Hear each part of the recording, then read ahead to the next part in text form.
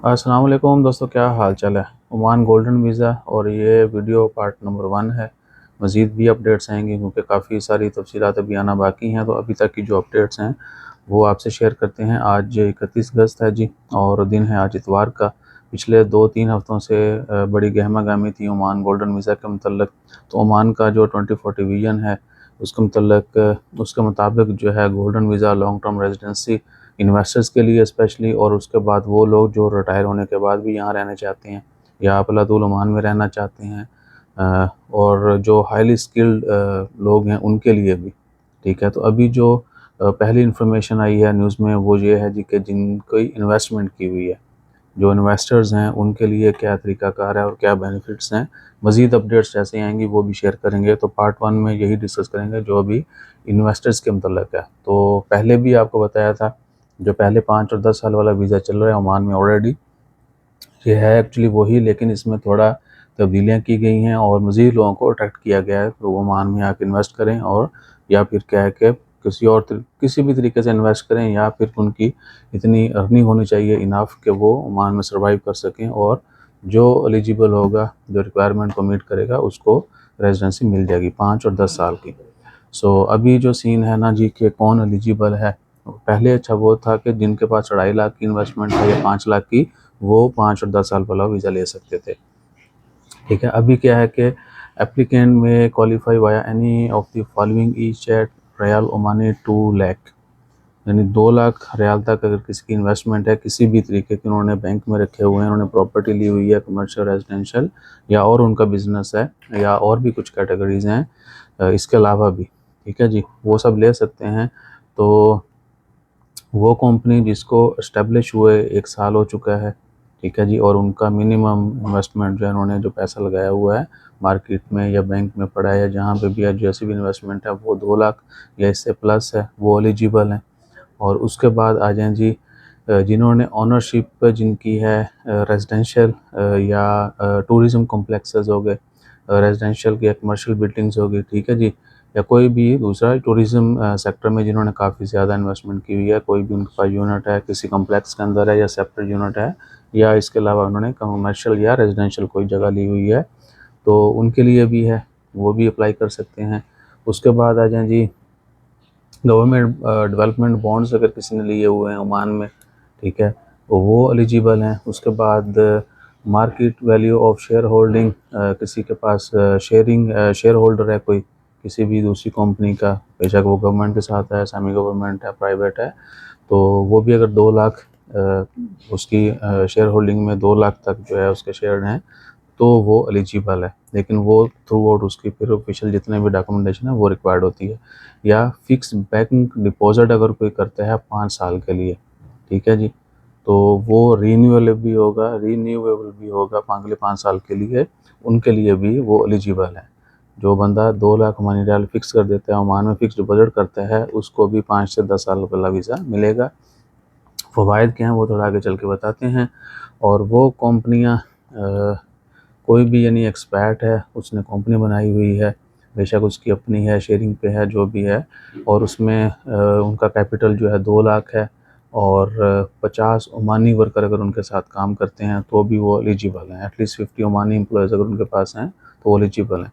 उसके बाद foreign investment law companies जो हैं उनके लिए भी है, अगर वो ओमान में हैं और उनके 2 लाख या इससे ज़ायद जो है, यानी मिनिमम 2 लाख इन्वेस्टमेंट चाहिए। पहले होती थी 2.5 से 5, ठीक है, 5 और 10 साल वाला वीज़ा लेने के लिए।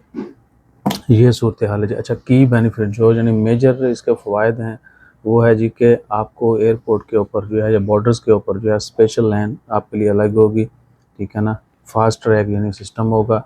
उसके बाद फैमिली में आप अपने जो फर्स्ट डिग्री यानी आपके जो पेरेंट्स हैं, आपके बीवी बच्चे जो हैं, उनके लिए अल्लाह ताला आप किसी भी एज की कोई लिमिट नहीं है, वीज़ा ले सकते हैं, ठीक है जी।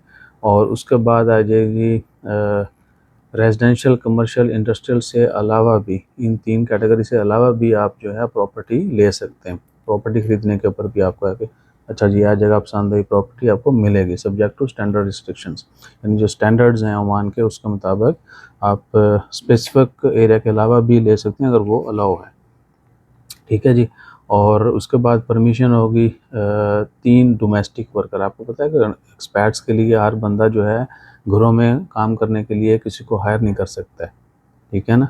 जिस तरह डोमेस्टिक वर्कर हैं घरों में जो काम करते हैं, ड्राइवर हो गया या खादम खादमा हो गए, तो आम बंदा नहीं कर सकता। स्पेशल जो टाइटल हैं वीज़ा वाले वो कर सकते हैं, लेकिन अगर किसी के पास 5-10 साल वाला वीज़ा है तो वो 3 डोमेस्टिक वर्कर को भी हायर कर सकता है।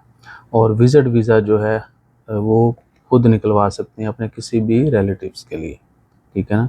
फैमिली मेम्बर्स के लिए विज़िट वीज़ा जो जनरल विज़िट होता है वो आप निकलवा सकते हैं। ये मेजर बेनिफिट्स हैं। और उसके बाद मज़ीद जो अपडेट्स अभी आना बाकी हैं, जो पहले भी रिवील की गई थी, वो है जी कि जो हाईली स्किल्ड लोग हैं, प्रोफेशनल्स हैं, अगर वो ओमान में 5 और 10 साल वाला वीज़ा लेना चाहते हैं, ठीक है ना, अभी तक उनकी कैटेगरी नहीं आई, उनको भी मिलेगा। उसके बाद एक और है रिटायर होने के बाद।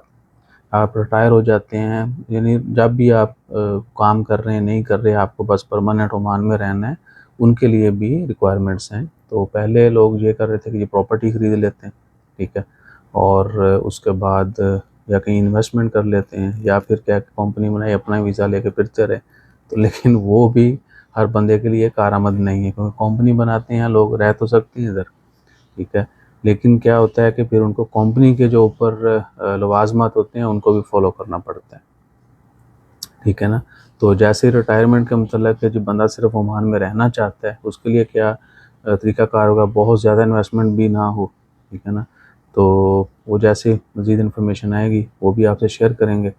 बाकी अल्लाह ताला खैर करे, उम्मीद है कि सब ठीक ही होगा। बस जो चीज़ें हैं ना और डिस्कस करने वाली वो हैं कि गवर्नमेंट चलें इधर तो फोकस कर ही रही है, ठीक है, फलना फूलना चाहिए, इन्वेस्टमेंट होनी चाहिए, लोगों को अट्रैक्ट करना चाहिए, लेकिन साथ ही जो लोग ऑलरेडी ओमान में हैं, जो वर्कर्स हैं, स्पेशली वर्क वीज़ा के ऊपर जो लेबर लोग हैं, ठीक है, किसी के साथ भी कहीं पे नाइंसाफ़ी होती है, उस सिलसिले को भी थोड़ा तेज़ और मॉडरेट करना चाहिए, ठीक है ना। उसको मॉडर्नाइज़ और ऑर्गेनाइज़ करना चाहिए ताकि जो मसले मसाइल हैं आम लोगों के वो भी कम हों, उनको भी कोई खुशी का अच्छा मौका मिले, ठीक है ना। तो इसके मतलब आप भी जिस भी फोरम पे जो लोग वीडियोस बनाने वाले हैं, बात करने वाले हैं, कहीं को लिखने पढ़ने कुछ भी करते हैं, किसी भी तरीके से आप इसके ऊपर आवाज़ उठा सकते हैं, तो बिल्कुल आप करें। गवर्नमेंट जो है उस चीज़ों को भी मज़ीद जो है वो डेवलप करे और ऑर्गेनाइज़ करे ताकि मसले मसाइल जो आम बंदे के हैं वो भी कम, ठीक है जी। बाकी एक दफ़ा मैं इसको रिफ़्रेश कर देता हूँ, अगर कोई नई अपडेट आई तो इधर ही फिर जोड़ देंगे, नहीं तो मज़ीद जो हैं वो अलग वीडियोस में शेयर करेंगे। वीडियो ऑलरेडी काफ़ी लंबी हो गई, बल्कि अभी और इसके मतलब नहीं आई जी कोई अपडेट।